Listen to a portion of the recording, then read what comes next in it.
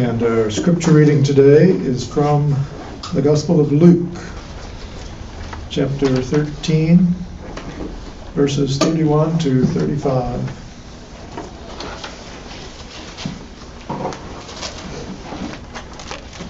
I'll read this from the New English Bible version. At that time, a number of Pharisees came to him and said, "You should leave this place and go on your way. Herod is out to kill you."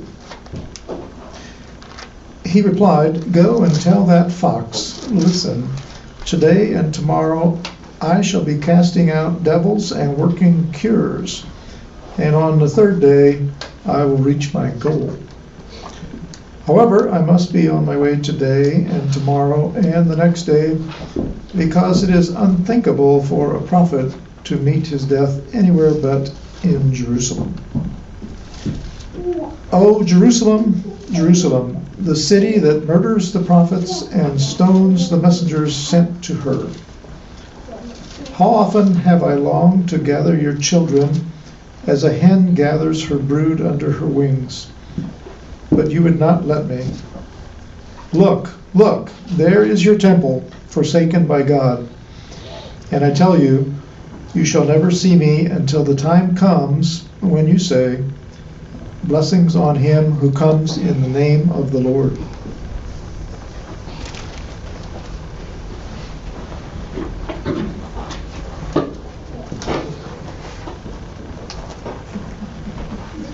Feels like a day for a stool. Just a few of us gathered. Let's talk. Thank you, Ken. You are the person who handles things that need handled. And I deeply appreciate that about you. So, as I read that passage this week, it really struck me differently. And I think in the past, I always read it as just, I really focused on that passage, oh, Jerusalem, Jerusalem, how long to gather you in. That was kind of my focus. But this week I heard a couple things differently. The first thing I heard was that the Pharisee came to warn Jesus. That's weird.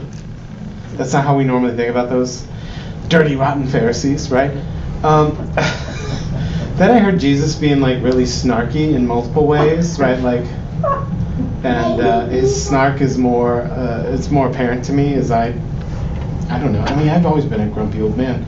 But I am grumpier and older, I guess. But the way, first of all, when you call someone a fox, generally what they think is he's that deceiver, that troublemaker. Right? It's not good. We talk about sly as a fox right now, that's the context we have for someone being a fox, right, or someone being attractive, right, which is sort of a outdated slang. But it means you're treacherous, or you're sneaky, or you're destructive. There's a couple different uses of it that they talk about, but that's more what it looked like. And then when he says he basically says, "I'm not worried about Herod. Jerusalem's who's going to kill me." It's all those religious people. They're going to string me up to die. I'm not worried about Herod. He's not trouble. And you tell that fox, I'm not worried about him. Is it even possible for a prophet to die outside of Jerusalem? Right? Like that level of snarkiness. Not just I don't even think a prophet would die. Prophets would all be still alive if it weren't for you, Jerusalem. Right? That's the level of accusation. Oh, place of great religiosity, you kill the prophets. Yes. Religious people hate the prophets because it helps them realize that God's not exactly on their side. Yeah. And then the last thing I heard was, not the last thing, but the other thing I heard was, it talks about how I will keep driving out demons. This is the first thing. I will keep driving out demons. Go tell Herod. Healing people today, tomorrow, and on the third day. And a lot of times we get caught up on the third day thing because, there's that really mediocre Christian band called Third Day. And we think that's... Sorry. Did you like Third Day, Andrew? Okay, good. Okay. So we get caught up that every time it's mentioned, it has to do with the resurrection, and this isn't. This is just like a phrase, like you know how sometimes people say a couple or three, right? This is him saying a couple or three. This third day is like the next day, the day beyond that. I'll keep doing it. I'll do it tomorrow, and I'll do it the third day, right? So it's not. It's sort of a phrase of speech that I always heard as this sort of religious thing, but it's this resurrection reference, but it's not. So anyway, that's all packed into this little dense part. It's primarily a red ink passage, if you have one of those type of Bibles. Most of the verses are in there, are from Jesus. So these are his words, and it's his saying stuff, and it's him being snarky. And those strike me in a certain way. The other piece of this conversation that I want to have today is, we're in this series as a whole year in this kind of idea of discernment and seeking and listening and experimenting and trying, right? And then we're in this specific Lenten period that's about, seeking trying to find out what God's up to, right? That's the basic idea. I forget right now. The specific thing today that's part of that is this idea, if we're getting in line with God, and Catherine only brought this up, if we're getting in line with God, we're going to move from fear to compassion.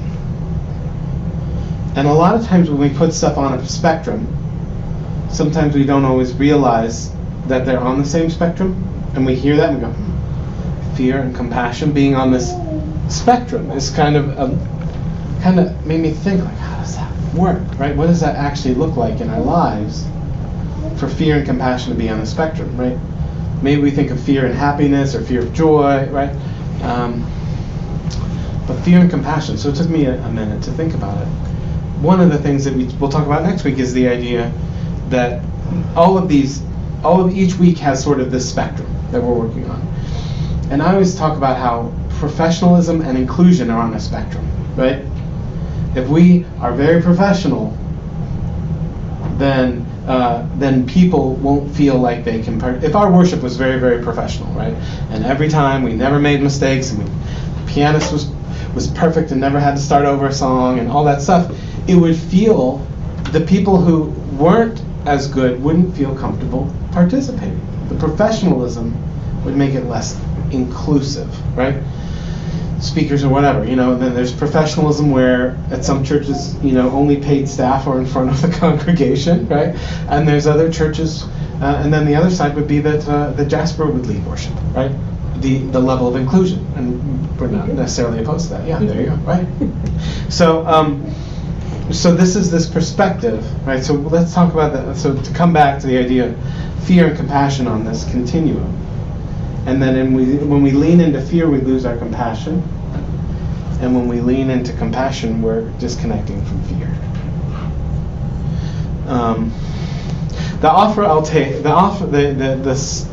The suggestion I'll give you, I'm looking around. I think most of us have significant others here, yes. So think about an argument you had with your spouse, because maybe that only happens in our house, but now, and the ones that you're like, I don't even know how it started, right? Like, and think about how it was about something silly like loading the dishwasher or cleaning this up or doing laundry or leaving your socks on the floor in the living room. I guess he's not listening. So anyways, it starts out with something silly.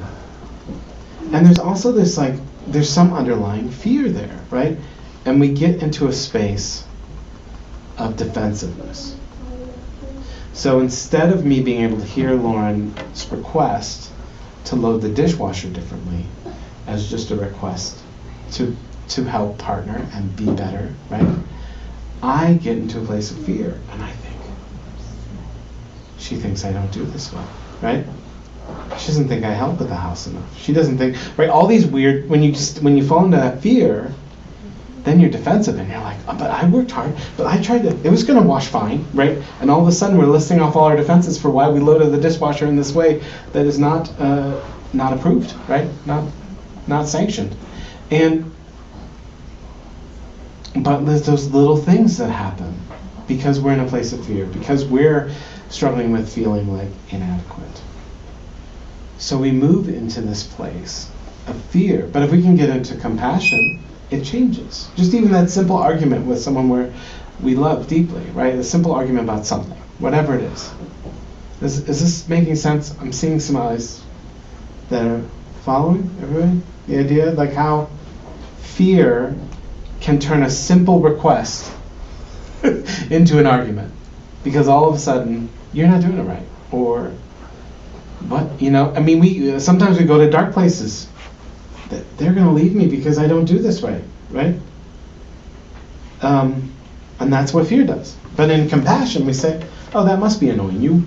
You're generally responsible for the dishes, and you like to do them a certain way, and you have hopes that they'll come out clean. And like, it's just a simple step of compassion that takes away this fear to say, like, I get it. This is generally your responsibility. This is something you care a lot about. This is something you're passionate about. Now, I think a little bit about, we've been talking a lot about people of color, black people specifically. We've been talking about refugees, right? We've been talking about these different community groups that are often met with fear, right? And we have our own fear. As much as we try to be these educated, enlightened, benevolent white folk, at some point, we still have some of that ingrained stuff, and it comes up. And it's still for us to work through, or else, I think about the South Park episode. Anybody here watch South Park?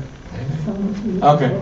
There's this one part. There's just all these guys keep going, they'll take our jobs, and it's a really goofy episode. But the idea that, like, whether it is that we're afraid that these refugees or people of colors, they get more educated, may take our jobs, right? That's a basic fear people have. Then there's more complicated fears that they actually might take back all the things that we've taken from them, right? That affects all of us, right? But if we start to try and compassion, that changes a little bit, I think, right? If we start to think, like, what would it be like to grow up black in America, to grow up black in Iowa, especially like Waterloo or Cedar Falls, to be one of the only people with your skin color and your hair makeup, your hair and all that stuff, and to think like, you're running around and all the people in power are different than you, they don't look like you, they don't look like your family. To think that, like, as a black person growing up, that you might run into racists, right? I mean, a lot. I mean, just the reality that 1 out of 3 black men will be incarcerated at some point in their life.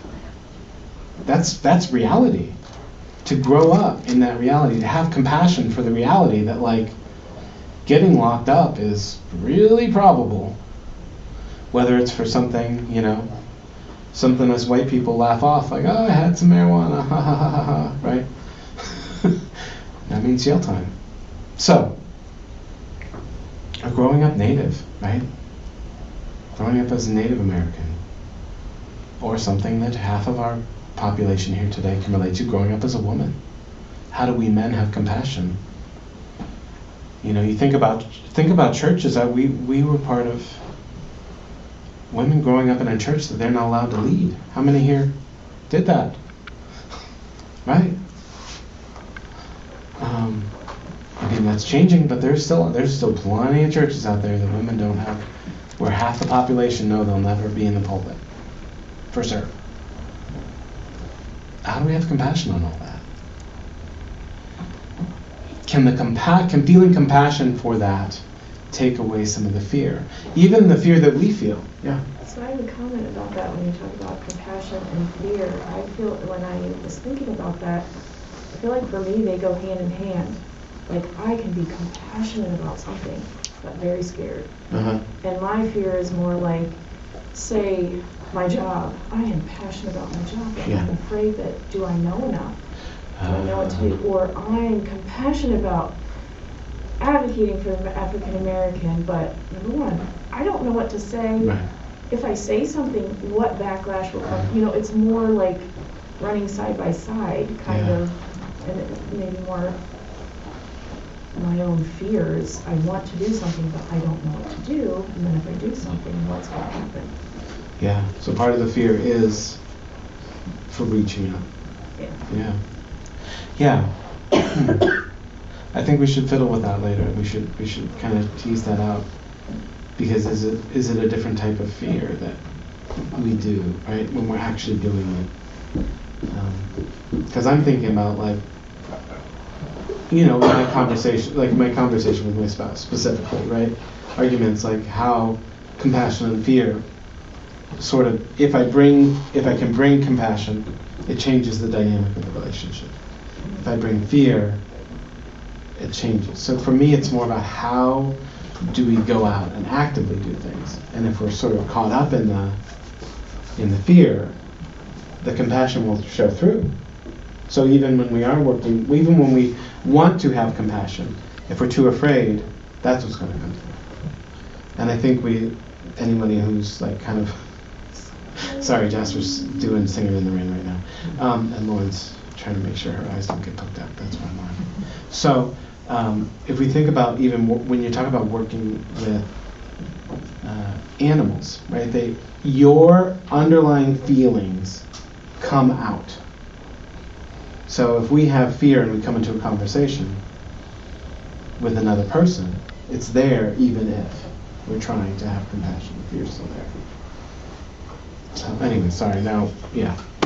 But there's another piece to that, I think, that part of that is not being compassionate with yourself and knowing that, of course, errors will be made. Yeah. And, you know, we'll muddle through it. You know, it's not necessarily a fear of what's going to come back at me when I feel like that. It's more like, oh, I'm gonna mess up again. And the idea that we have learned that we can be without mistake is like really detrimental to us. Mm-hmm. But that's highly our training at school, right? You know, you just over and over again. You know, you have to be right, you have to be right, you have to be right.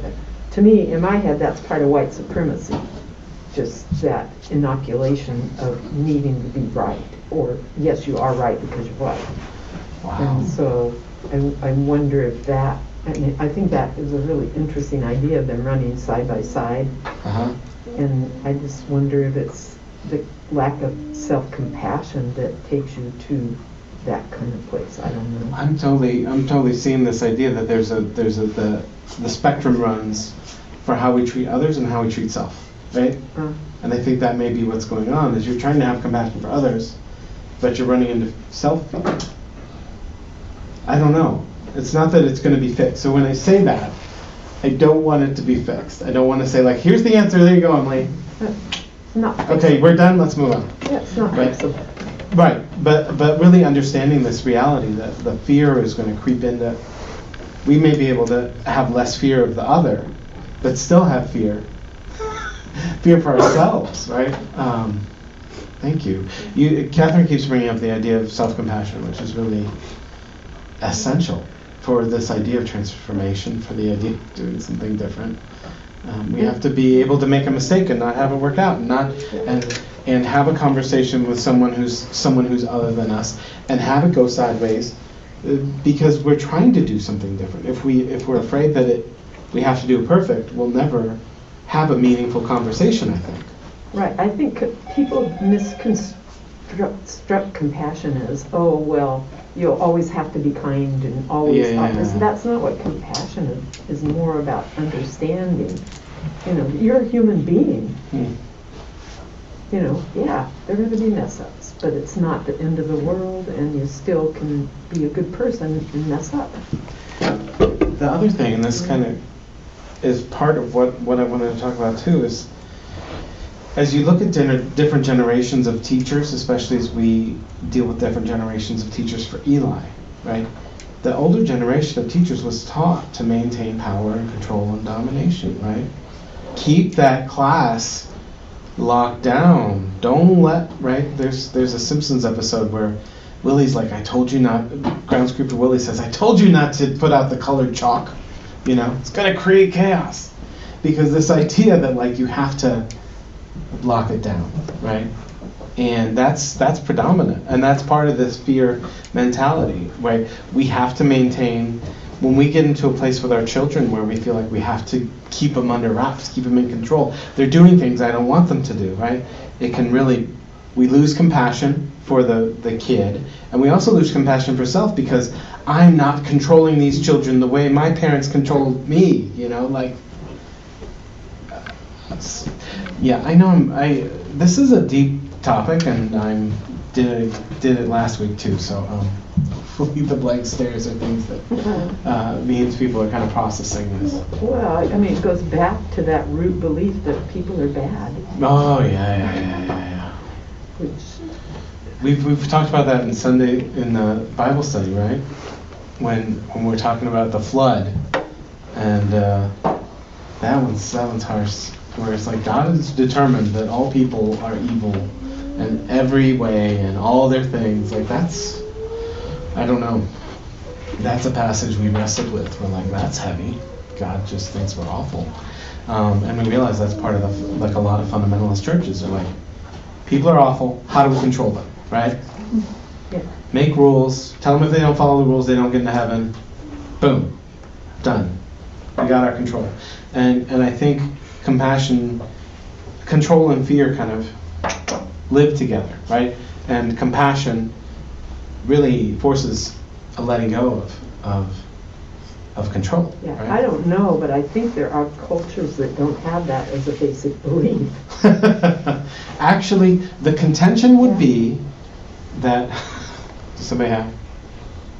The contention is that honestly, Christianity has a far more gracious view of people than many of the. Well,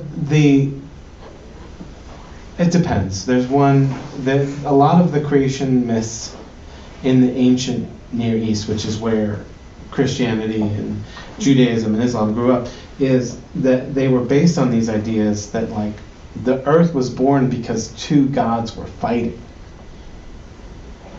and their blood like created life, right? Whereas we have a God who created out of care and compassion, right? When we read Genesis 1 about the creation of the earth, he saw everything and it was good. So we've got to wrestle with the creation story that says everything's good and I created people in my image and all is good, and then we got the flood, right? So we have these two different stories that are just 10 chapters apart in the first book of our scriptures. But yeah, I mean, so that's, yeah, I think there's a theme of control running through it too, the fear and the compassion. So yeah, I don't know what else I have to say. We've covered a few different things I want to talk about. I'm trying to think if I missed anything here. Well, Bob, do you mind if I? Yeah, absolutely not. When Emily was talking about what you were sharing, the thing that came to my mind was, like, before I see the person and after I see the person, I'm in that insecure, fearful mode. And then while I'm in the session with the person, like, this isn't perfect, obviously, but I'm trying to be really present with that person instead of with my own insecurities and my own fears. And I hear that in your example too. Like, if you have a conflict with your spouse, you can either be present with yourself and your own defensiveness and your own fears and feelings, or you can be present with their experience and what they're thinking and feeling and what they're going through. My goodness, it's complicated. It is. It's so, yeah, I think that hits it. Well, what do you think? We take a little time, take our 2 minutes of silence, we pause. I think through these conversations, we've hit on everything I wanted to say. The thing I'll say to wrap up before, so that I can give you a little piece to noodle with, is the idea that when we look at this passage from Jesus, that maybe ties this together, is that it's the religious people who scare Jesus, right? He's not worried about Herod, he's worried about Jerusalem. And I would also put this out, like, we've been taught and conditioned as religious people into this place where fear is good, right? Fear is healthy. We should fear God, and we should respect our elders and respect the pastors, right? There's this, and I think that's really destructive and unhelpful, and it's exactly the opposite of what Jesus is trying to do. But I think it's part of the church culture, and it's part of why Jesus offers up this, like, hey, I'm not afraid of Herod, I'm afraid of Jerusalem. Because we want to protect and preserve. We want to have our buildings and our institutions, and we want to have our leadership and our power and our control. And we want to protect our community from those outsiders, those others, those troublemakers, right? And that's exactly why we're called into this work here in Cedar Falls in 2022. So with that, I invite you into a time of silent reflection.